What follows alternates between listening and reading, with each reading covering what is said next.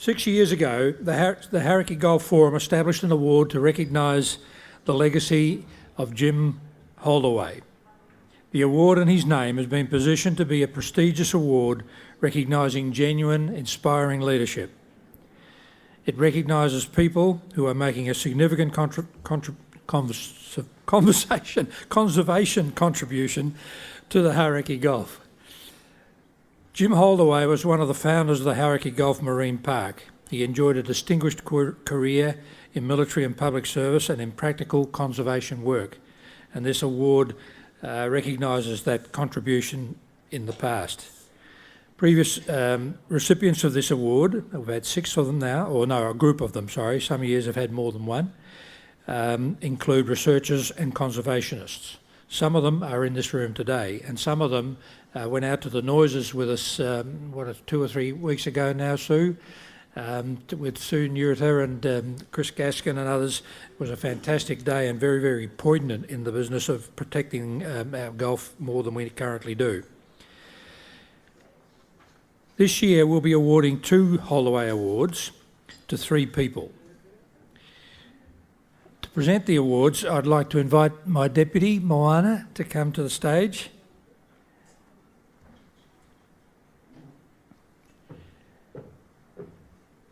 Thank you. So I'm delighted for the first award to announce that we're today recognising Steve and Riley Hathaway.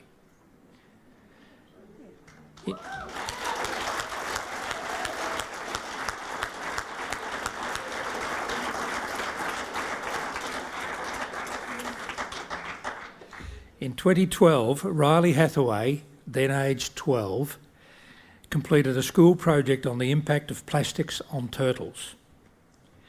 This became the inspiration for Steve, her father, an underwater cameraman, and Riley's mission to inspire children to love and care for our ocean. They went on to create the show Young Ocean Explorers and the interactive educational program Love Our Oceans. Based in Snells Beach, many of their films feature the Hauraki Golf. We hope to show a short clip from one of their films because we're dependent on the internet, but let's have a try. Yeah, they are. Aren't they beautiful? Oh, so cool. We've seen some pretty cool stuff, haven't we, Dee? What have you seen out here? Orca. Yeah, it was so cool. They came right up to the boat. That was amazing. And a manta ray. That was awesome. You know, some of the oddball things they get in the Gulf, like they even get turtles coming right into Auckland City. Like we've had it so good. You know, all the things you've seen out here, but it's only a fraction of what it used to be. Take these mussels, for example.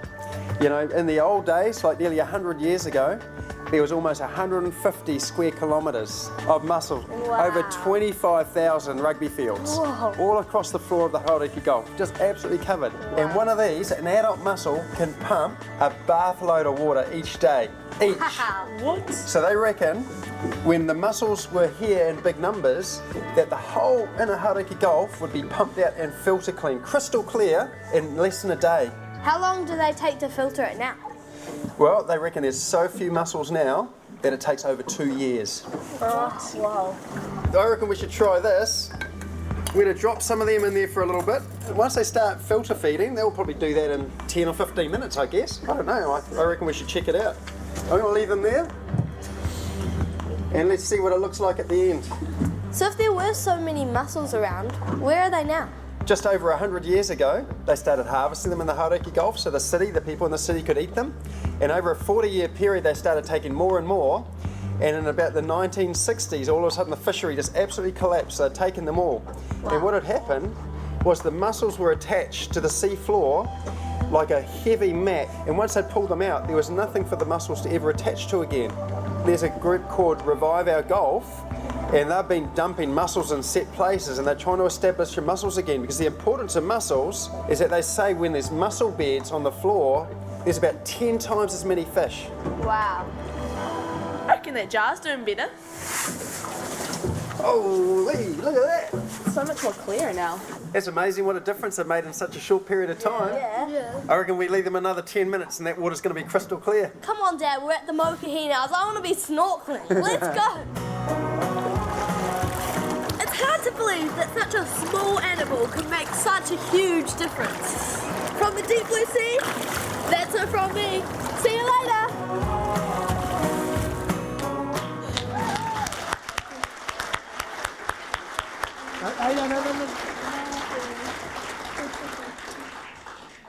Through a Golf Innovation Fund Together grant, Steve and Riley are producing more content focusing on addressing environmental issues facing the Hauraki Gulf, and boy do we need more of them.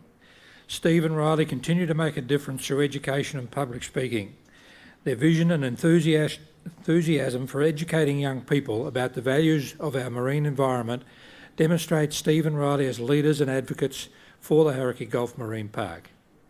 Now, Steve can't be here because the poor fellow's in Rarotonga, but we are delighted to have Riley with us, and I see she's already got her award from Moana, and we also have a picture of the poster that these two feature in that have gone all over at least the northern part of the country, produced with the help of the Herald, etc. So Riley, that's for the wall. Oh, awesome. And there she is, and Steve's in there somewhere. Thank you so much. You're very welcome.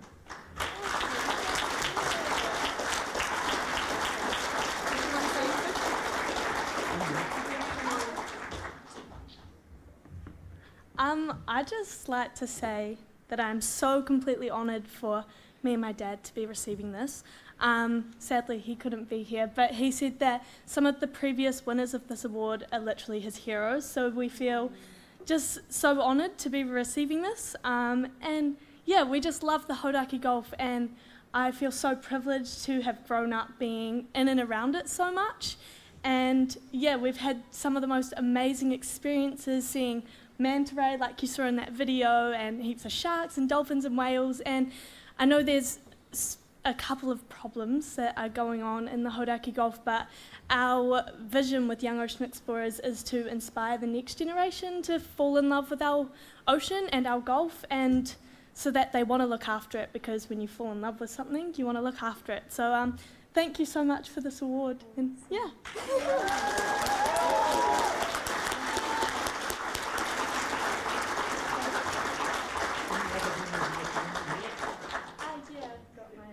Could Riley's family that are here come up and take a photo? And make it quick. Patty, come up too. Patty. Riley's going to talk about his week today. Pardon? Oh. This is my auntie and my nana. And both my parents are overseas at the moment.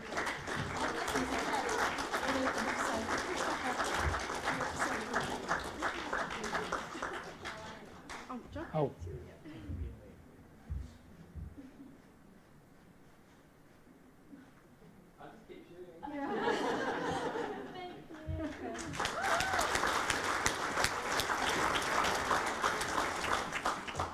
Photos and video, by the way, are being taken by Sean Lee, who just was clicking the camera. Does marvellous work for our posters and other things.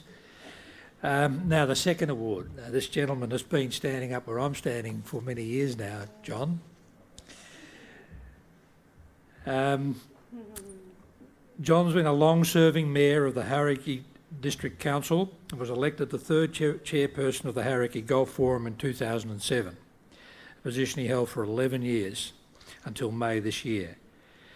During his many years of service as the Forum chairman, John has unfailingly pushed the real story of the state of the Gulf out to the public and encouraged greater commitment from central and local government to improve the state of the Gulf.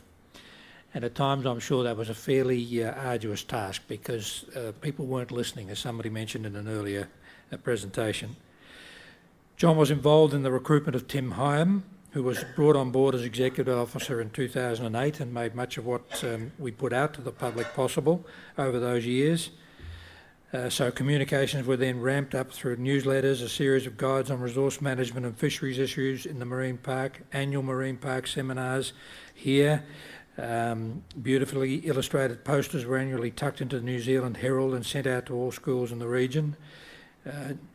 John has presented 4 of the 5 State of the Environment triennial reports and has had to see them give the story of decline. during his long time as chairperson. John stated that it was the third State of the Environment report in 2011 that put the health of the Hauraki Gulf firmly in the public eye. The report showed the park was in slow decline from the combined effects of intense fishing, heavy nutrient loadings from farming in the Hauraki Plains and pervasive sedimentation. The report hit the front pages of the papers and caused consternation among some agencies. On the back of the 2011 report, the Forum under John initiated talks to reduce the speed of large ships through the Gulf to an internationally recognised safe target of 10 knots in order to protect the resident Bruder's whale population. Ports of Auckland and shipping lines have been able to achieve that speed reduction without regulation, an outcome that no other country has been able to achieve.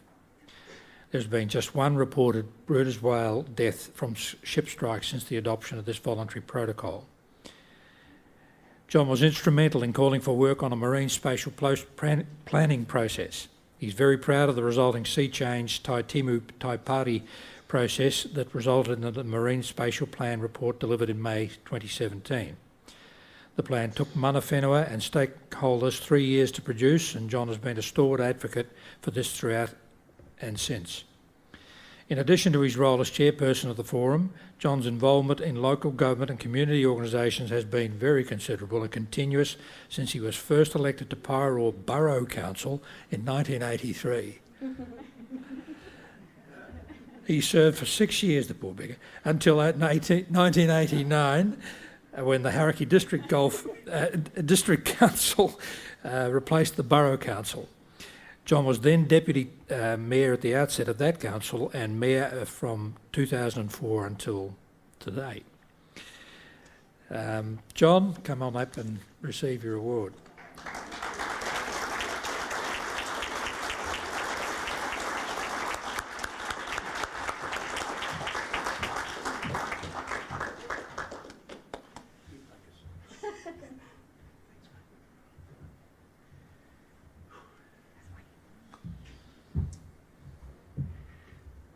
Who were you talking about?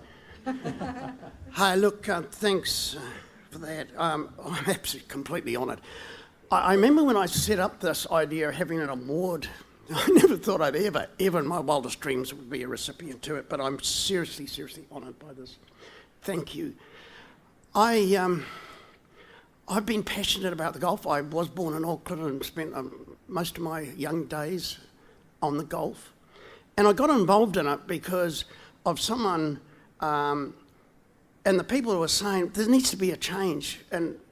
But look, what I do want to say is everyone that's had the award and to Steve Hathaway that we've just received and everyone before, they are the people, and you people in this room, the amount of volunteers, the amount of people every day are going out there and advocating for the Hauraki Gulf. You are the real people out there, and it's been a privilege for me just to try from a political point of view to get that message out to the wider community and to the politicians that sometimes don't hear very well.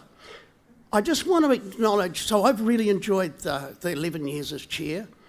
I do want to acknowledge Jim Holdaway, and that's his wife there, and I had many hours at her place talking to her and their life, and Jim was passionate, and in the 80s and 90s, identified there needed to be change. And he even back then said there needs to be change to protect something so significant as the Hauraki Gulf. And I met Jim before he passed away, and I actually became chair, and I'll never forget the words he gave me, which was encouragement as chair, and the big target or the big challenge he gave me about change is still not happening, and it's in your hands. I can tell you, every time I've gone to a forum meeting, I've thought of Jim and his words. He was inspirational. He was an amazing man, and it is absolute privilege on behalf of Jim and his work that he did to receive this award today. Hey, look, people, keep it up. I have to tell you, you're in good hands. I'm absolutely privileged. I'm staying on the forum. Can't leave it that quick. But I just want to say, with John Newsom and Moana here, they're doing a fantastic job, and I'm very happy to hand it over to such two capable people. And so you still have my ongoing support. So thank you for this. Oh, wow. I will treasure this. Thank you.